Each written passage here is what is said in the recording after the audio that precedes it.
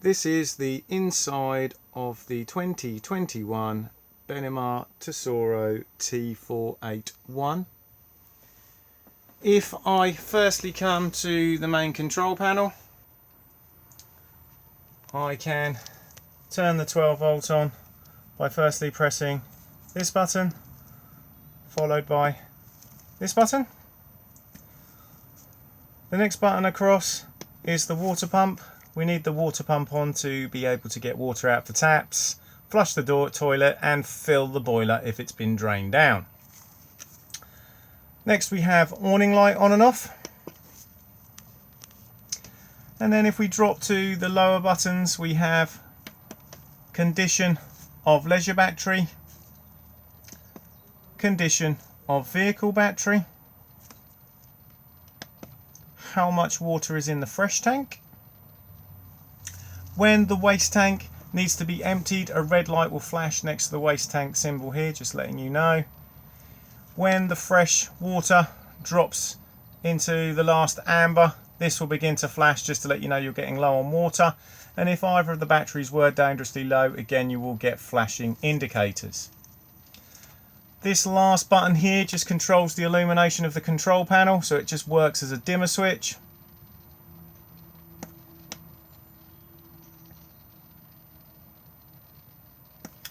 We then have this illumination just here, and this is what you'll get when you are connected to mains electricity. And the one above it will illuminate when you start the engine to let you know the alternator is charging the batteries, but you do have to have both of these switches on to be able to view it. If I now come across, we then have the control panel for the Truma heating and hot water system. You'll see at the moment it's just displaying the time and it's letting us know that we've got main supply connected to the vehicle. If we now press the button, we will get a series of icons appear, and as I rotate this button they will flash. So if we start with this first icon here, this one is for your heating. If I now click on it, the heating is off, and all I now do is just rotate and pick whatever temperature I would like it to be inside the motorhome, and it will go right the way up to 30 degrees. So once I've decided, just click to store it in, and you'll now see a little flames appeared above. That little flame there just represents the heating system, and it's just letting you know it's had a parameter set. Whenever the heating's in operation, that flame will begin to flash, and it will continue to flash until it's achieved the temperature you have asked. If we now move on to the next icon, this one is for your hot water, and again if I now click, hot water is off. If I now rotate, I can heat hot water in eco mode, which will give me a temperature of about 40 degrees. I can heat in hot, which will give us a water temperature of about 60 degrees. And we can also perform a boost on the boiler. The boost was mainly designed for if there's going to be more than one of you having showers in quick succession of each other, or if you just want hot water extremely quickly. If you do perform the boost and the heating's running, it will turn the heating off as it needs to use that extra power. And again, the icon will continue to flash until it's achieved the temperature you have asked. If we now move across to the next icon, this one here is power source selection. So we are currently using, to run the heating and the hot water system, mains electricity using 2 kilowatts. If I rotate, I can lower the power consumption to 1 kilowatt, which is extremely handy if we're on a low amp site to try and avoid tripping. We can run in dual fuel, so we can run on a mixture of gas and mains at 2 kilowatt if we have both power sources available to us. These two settings here, either 1 or 2 kilowatt, are very handy, especially in the winter months if you want to get up to temperature really quickly, and it will only use the gas as it's required. And then lastly, if we have no main supply connected, we can solely run on the gas. And the symbols will always change above, indicating what you're on. If we now move across to the next icon, this one here is for the circulation fan for the heating. So if I now click on it, it's in eco mode, and we can just turn it up to high. If I now go back and I turn off hot water and the heating, and we now return to it, we can now actually use it to vent the motorhome as well, and it has a fan speed of 1 to 10.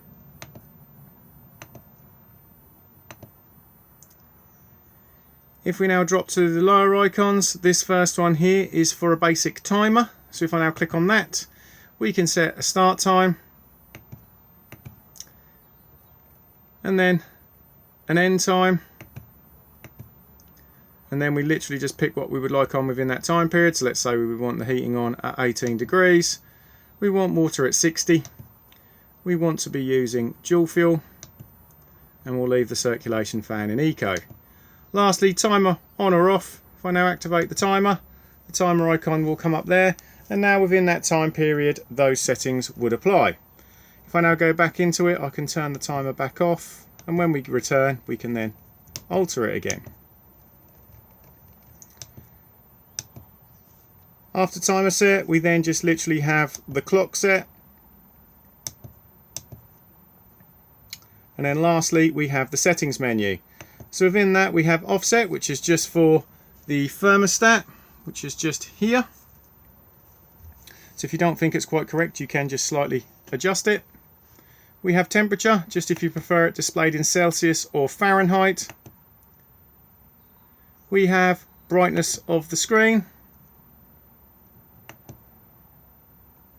12 or 24 hour clock, language, index, which is really just for the technicians in the workshop, it just lets them know what software it's running, and then lastly factory reset.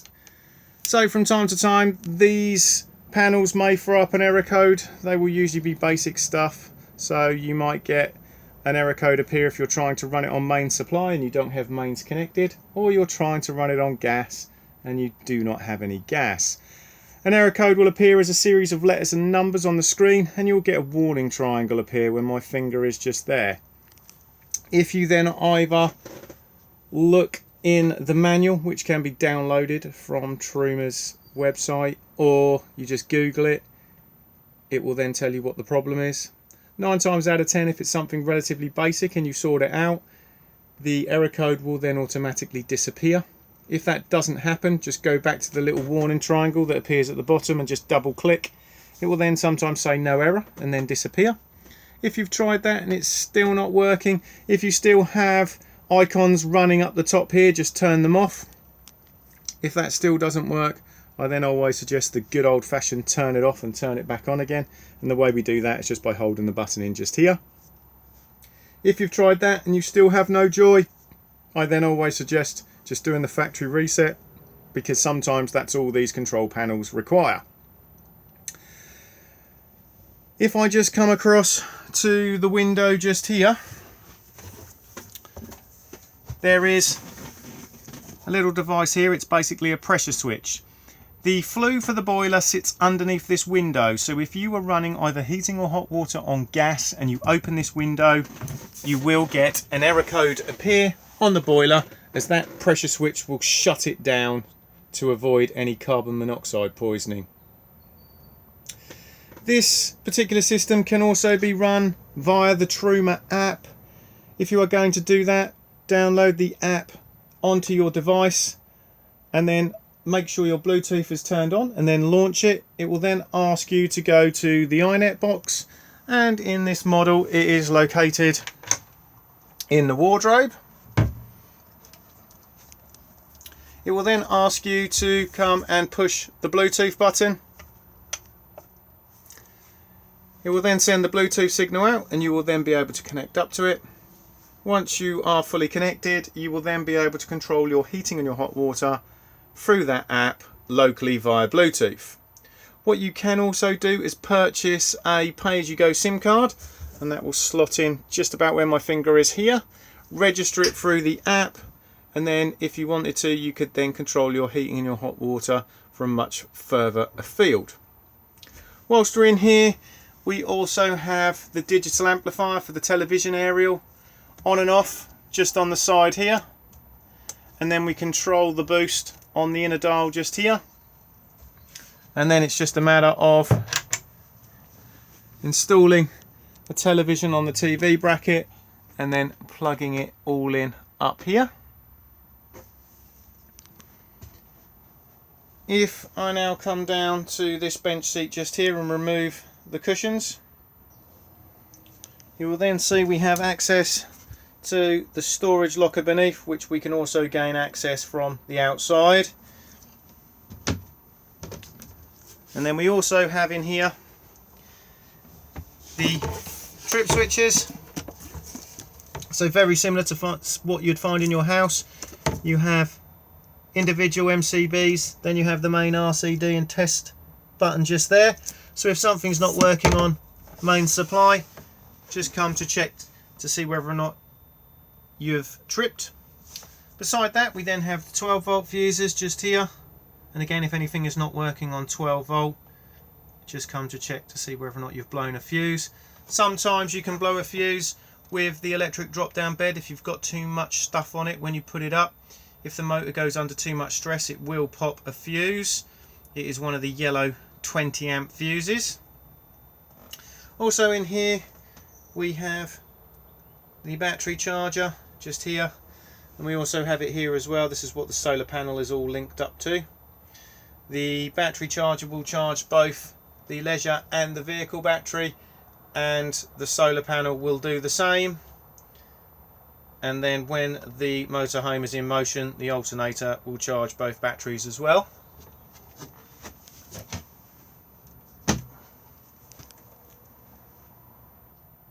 If we now come across to the other side and again just remove the cushions, we can then see the part that can drop down to make the two travel seats. There are levers just here that you pull to drop it down.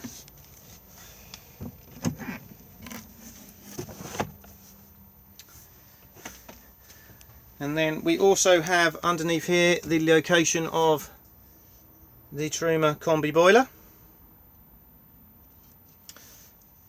To drain the boiler down for winterization, we just need to remove this part just here, and then you'll see this little blue diamond here, which is the boiler's drain valve.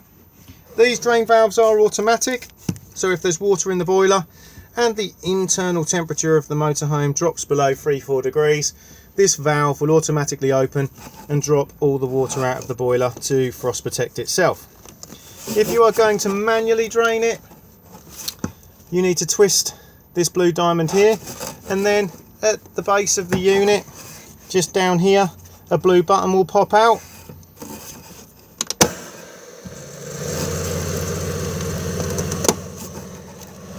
And then just push it back in to reset it.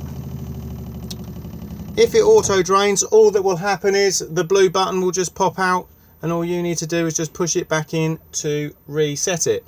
If it will not stay in, it's just too cold in the motorhome, and you will need to turn on the heating to allow some temperature to build up for it to reset. The only time you are twisting the blue diamond is when you are manually draining the system down. I always suggest that if you are fully winterizing the motorhome, that when you open this valve here, you also go around and open up all the taps in the motorhome as well, because this will release any airlocks in the system and help it drain down much more efficiently. When it comes to filling it back up again, firstly close all the taps, make sure that this is all closed, fill up the fresh water tank, and then turn the water pump on, let it run for a few minutes, and then begin opening the taps up. They'll cough and they'll splutter as they force the air out of the system. Once they're running freely on hot and cold, then close again and the system will fully reprime itself. We have the fresh water tank just here, so we can gain access just here just by unscrewing the blue cap to give it a good clean if required. And we also have the water pump located just here.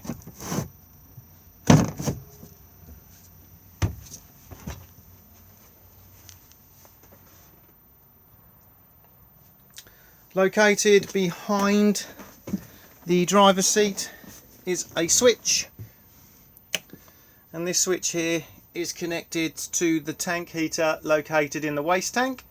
So if you are using the motorhome in extremely cold climate and there's a danger of freezing, you can pop this on to avoid any frost damage occurring to the tank.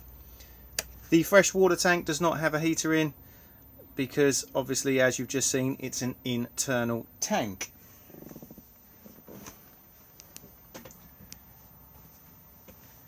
We have the hob just here, and we have the electric hot plate that runs on main supply, on and off just here. We then have the two gas rings. Just push in, twist and push the igniter.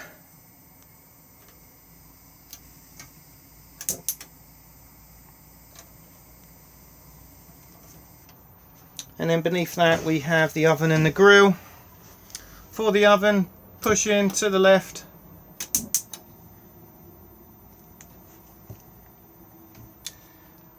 And then push into the right for the grill.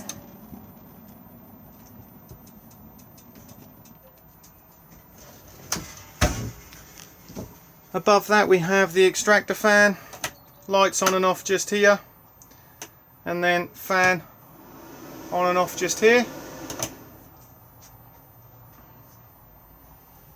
Sink and cutlery drawer. Also located in the cutlery drawer is the gas isolation taps. So we have the fridge, heating and hot water, cooker and the barbecue point. They are all in the on position and they can stay like that. I always say if you do smell gas in the motorhome, just go to the source and turn the gas bottle off.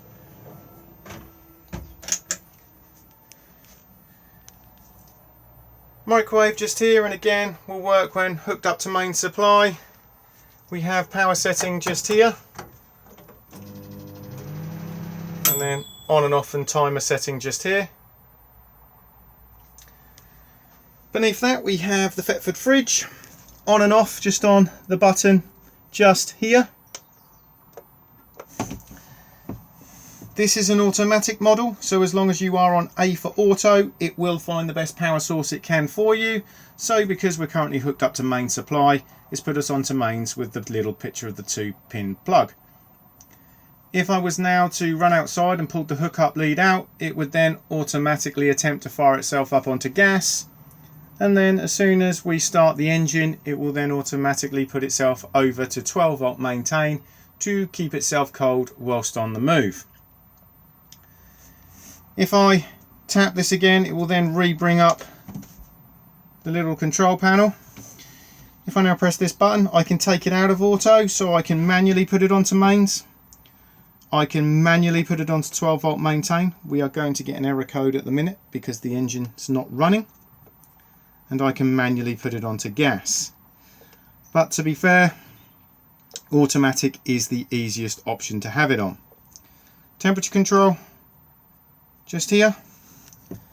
And then lastly we have the unit's anti-condensation jacket off and on.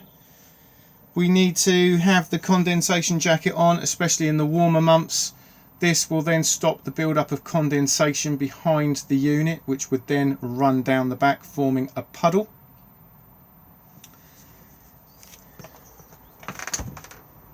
We then have the freezer box at the top and the fridge beneath. Because this is a very large fridge, you will see that you get a secondary travel catch just at the bottom, just here. And then back off again the same way as we turned it on.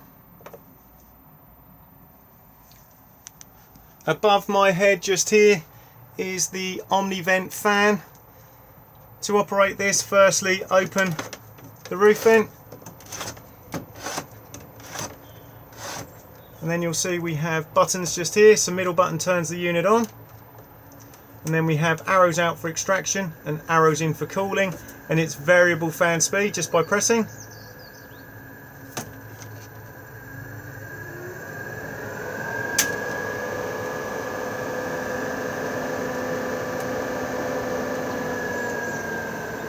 Do make sure that the roof fan is down for travel.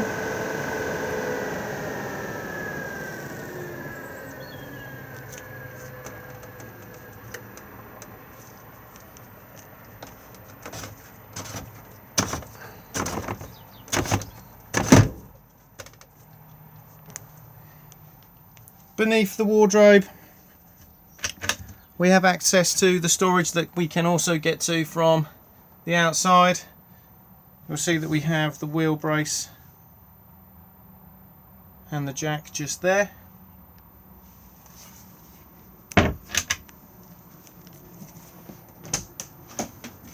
Washroom.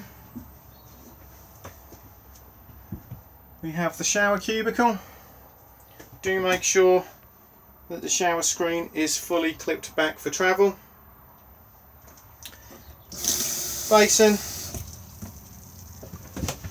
The light switch is just located just underneath the vanity unit.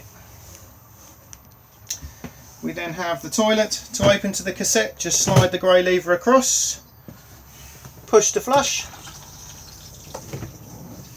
Level indicator just here, so this will rotate round to red when the cassette needs emptying, and then close back up again. If this has been left open and you try to remove the cassette from the outside, it will not come out, so if you feel resistance, just make sure that nobody has left it open.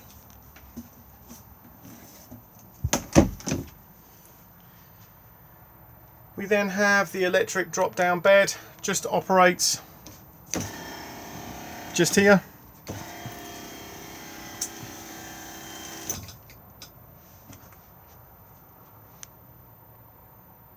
As you can see, you have netting that you can then put up all around and then pop the ladder just on here. If the bed was to malfunction, it can be manually wound up and down,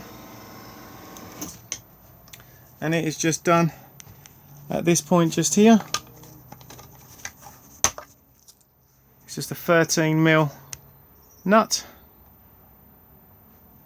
and you have the winding tool just here.